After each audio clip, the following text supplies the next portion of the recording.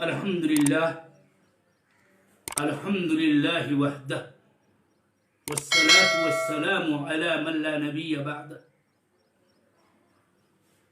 أشهد أن لا إله إلا الله وأشهد أن محمدا عبده ورسوله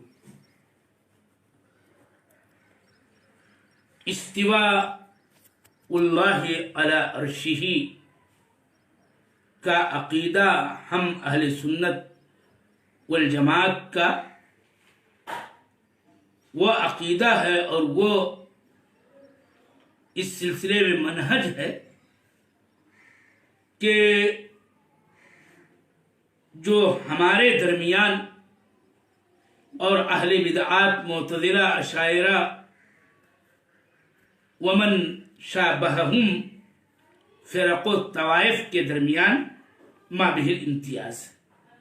اسی کا ذکر جاری ہے۔ یہ بات یاد رہے کہ ہمارا عقیدہ اس سلسلے میں امام مالک رحمہ اللہ کے اسی قول کی روشنی میں ہے کہ جب آپ سے کسی صاحب بدعت نے کیف استویٰ کے ذریعہ سوال کیا تھا تو آپ نے فرمایا تھا الاستواء غیر مجہول والکیف غیر معقول والایمان به واجب والسوال عنہ بدعہ۔ یہ قول امام مالک رحمہ اللہ سے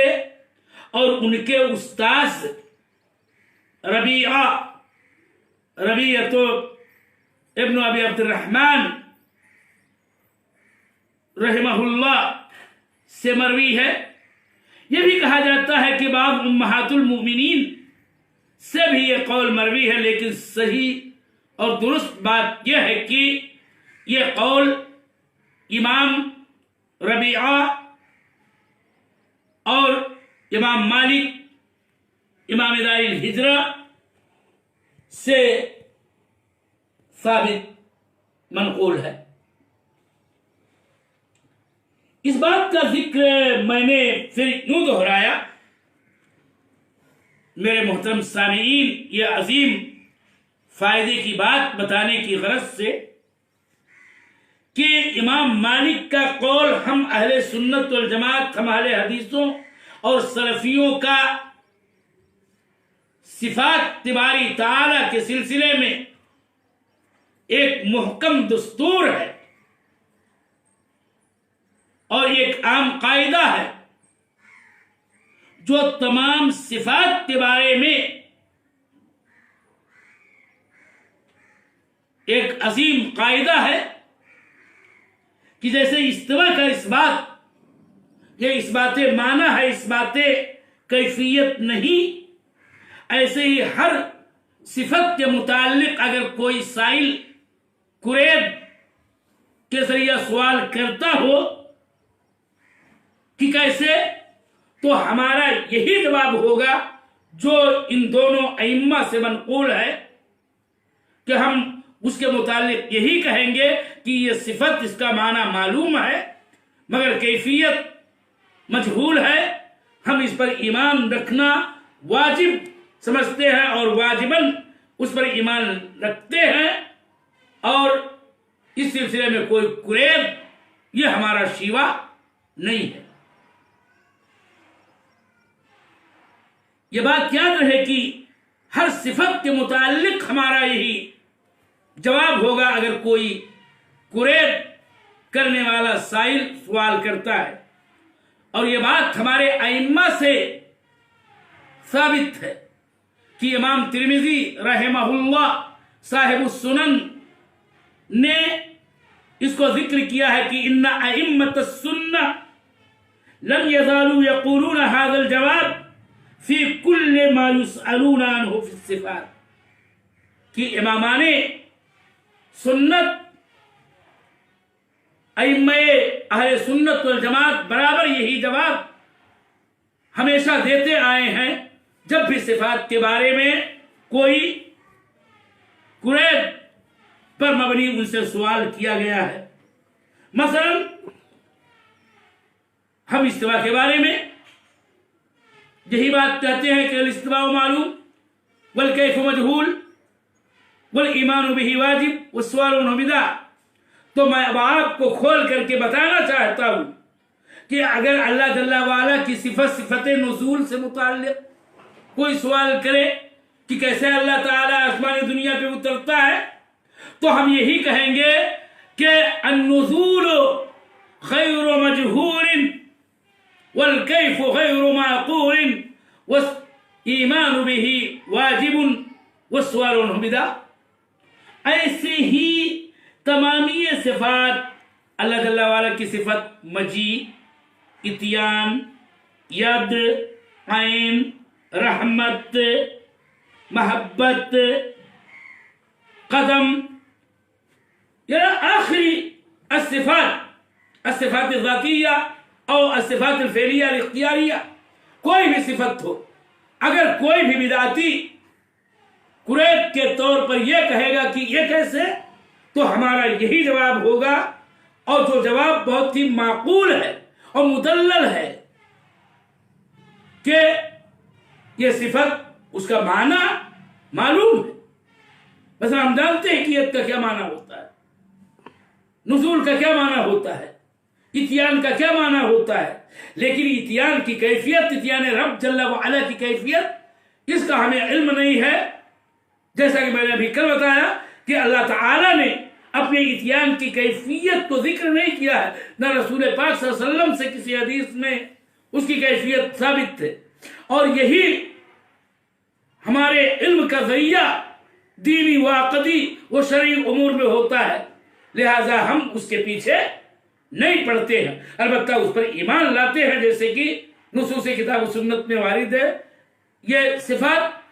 اور اس سلسلے میں ہم قریب نہیں کرتے ہیں، اس لیے کہ صحابہ کرام رضوان اللہ علیہم اجمعین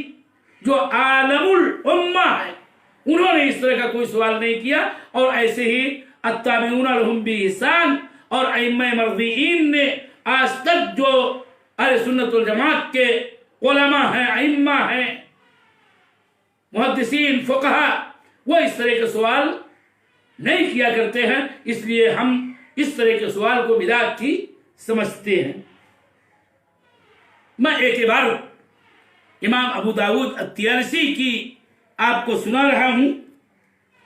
کہ جس میں اسی بات کو، اسی قاعدے کو انہوں نے اپنے لفظوں میں، اور وہ بھی ائمہ اسلاف، بڑے بڑے محدثین و فقہا کے طرز عمل کی روشنی میں بیان کیا ہے، اور وہ قول ان کا یوں ہے، کہتے ہیں امام ابو داود الطیالسی، مسند طیالسی والے، کہ ادرکت سفیان و شعبۃ و حماد بن زید و حماد بن سلمہ واللیث و شریک و ابو عوانہ لا يحدون ولا يشبهون ولا يمثلون يرؤون الحديث ولا يقولون كيف وإذا سئلوا أجابوا بالأثر۔ میں اس عبارت کا ترجمہ کر رہا ہوں، بغور آپ ملاحظہ کریں کہ یہ ہے علم اور یہ ہے عقیدہ کے سلسلے میں منہج ہمارے محدثین کرام، ہمارے اسلاف عظام، ہمارے ائمہ ذیشان کا۔ کہتے ہیں کہ میں نے سفیان، شعبہ، حماد بن زید، حماد بن سلمہ، لیث بن سعد، شریک، ابو عوانہ، وضاح بن عبداللہ العسکری، ان تمام ائمہ محدثین کو، یہ بڑے بڑے اعلیٰ پائے کے محدثین ہیں میرے سامعین کرام، انہوں نے کہا کہ میں ان لوگوں کو پایا کہ یہ لوگ صفات باری تعالی کے سلسلے میں کیفیتوں کے پیچھے نہیں پڑتے تھے، اس کی کوئی حد نہیں بیان کرتے تھے کہ یہ صفت اور اس کی یہ کیفیت ایسے ہے یا ایسے ہے، نہیں، وہ نہ تشبیہ سے کام لیتے تھے نہ تمثیل سے کام لیتے تھے، وہ حدیثیں یعنی صفات اللہ جل وعلا کی احادیث روایت کرتے تھے، اور وہ کیفا والی باتیں نہیں بولتے اور اس کے پیچھے نہیں پڑتے تھے، اور اس طرح کی کوئی بات نہیں کرتے تھے کہ وہ کیفیت سے متعلق کوئی سوال کریں یا کوئی قریت کریں یا کیفیت متعین کریں۔ لا یقولون کیفا، وہ کیفا نہیں بولتے تھے۔ اور جب ان سے سوال کیا جاتا تھا کہ اگر کوئی آدمی ان سے قریت پر مبنی سوال کرتا تھا، اجابوا بالاثری، تو وہ حدیث سے جواب دیتے تھے، اور اس کا مطلب یہ ہے کہ وہ صفات کو حدیث میں وارد طریق پر ثابت کرتے تھے، اور کوئی اور کیفیت و حد اپنی جانب سے نہیں متعین کرنے یا نہ اس سلسلے میں کوئی سوال اٹھانے کی کوشش کرتے تھے۔ ایک اور فائدے کی بات میں آپ کو بتاتا چلوں کہ یہ صفت استواء اللہ علی عرشہ، یہ صفات جلال میں سے ہے، یہ اللہ جل وعلا کے اجلال و تعظیم والی صفت ہے۔ اس کو کیسے ہم آپ سمجھیں گے؟ ہم یوں اس کو صفت جلال جانیں کہ مثلا استواء العرش کا ہمارے عقیدے کے مطابق معنی یہ ہے کہ اللہ جل وعلا عرش پر مرتفع اور عالی ہے، اور عرش سب تمام مخلوقات سے اوپر ہے، عرش سب سے عظیم مخلوق ہے۔ زمین و آسمان بھی عظیم مخلوق ہے، لیکن زمین سے بڑی مخلوق آسمان، آسمان سے بڑی مخلوق کرسی، کرسی سے بڑی مخلوق، بہت ہی بڑی مخلوق عرش، اور فوق العرش رب العالمین، رب العالمین عرش کے اوپر ہے، اور اس طرح سے اللہ رب العالمین تمام مخلوقات کا احاطہ کیے ہوئے ہے، اور مخلوقات میں سے کوئی اس کا معاذ اللہ احاطہ نہیں کیے ہوئے ہے، جیسا کہ قرآن عظیم کے اندر خود اس بات کا ذکر ہے کہ اللہ الا انہ بکل شیء محیط، اور اس صفت پر ایمان لانے سے ہمارے قلب و ذہن کے اندر اللہ جل وعلا کی عظمت، ہیبت، کبریائی، عظمت، شان پیدا ہوتی ہے، اور اسی لیے